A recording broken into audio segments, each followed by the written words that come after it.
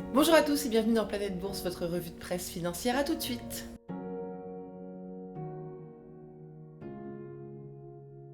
On commence outre-Atlantique, secoué par la pandémie. Exxon et Chevron auraient discuté d'une fusion hors norme en 2020. Si les deux géants du pétrole réunissaient leurs forces, ils deviendraient la deuxième plus grande compagnie pétrolière au monde, avec 7 millions de barils de pétrole et de gaz produits chaque jour et une valorisation dépassant les 350 milliards de dollars. Le Wall Street Journal rappelle qu'en 2020, Chevron a racheté Noble Energy et qu'Exxon a fusionné avec Sun Ramon.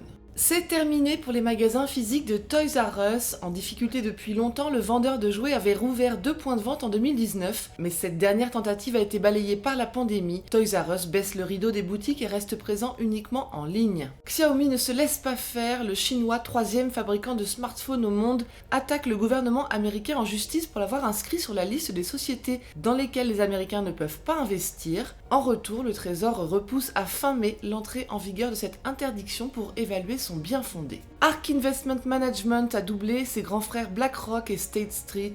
Le gestionnaire d'actifs new-yorkais qui parie sur l'innovation et la tech voit son chiffre d'affaires exploser. Ses actifs sous gestion ont atteint 46,7 milliards de dollars, dépassant ceux de la division iShares de BlackRock et l'activité ETF de State Street. Et après GameStop, les traders de Reddit ont ciblé l'argent. iShares Silver Trust, le plus grand fonds mondial dédié aux métals précieux, a enregistré vendredi près d'1 milliard de dollars d'entrée. L'argent a pris 6% et le mineur canadien First Majestic s'est octroyé 29%. Et en Asie, l'affaire GameStop fait des petits puisque les traders de Reddit ont inspiré les investisseurs malaisiens qui ont pris un pari collectif sur Top Glove. Les actions du fabricant local de gants en caoutchouc s'envolent.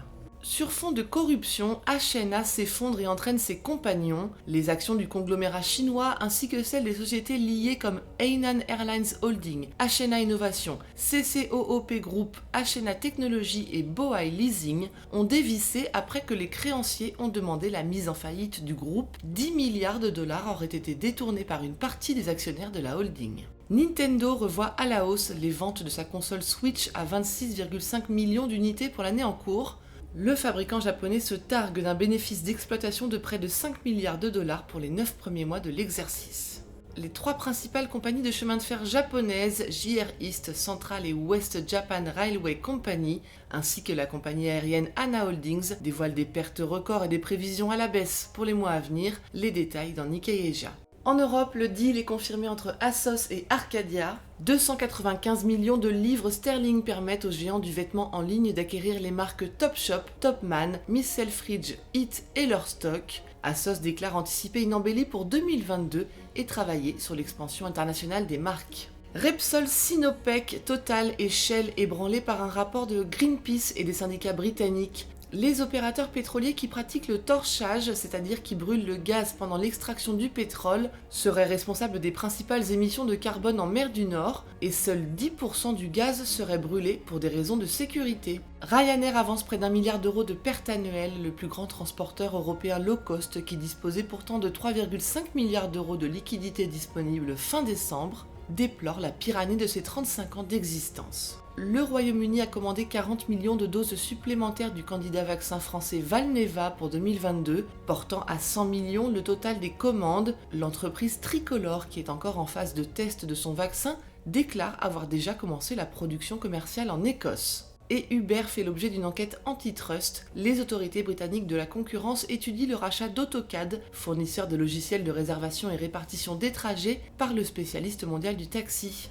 Au Brésil, après un siècle d'exploitation, la fermeture des usines Ford jette un froid sur les perspectives de l'industrie locale. Les observateurs déplorent l'absence d'investissement, les coûts bureaucratiques et les difficultés structurelles qui pèsent sur l'économie brésilienne.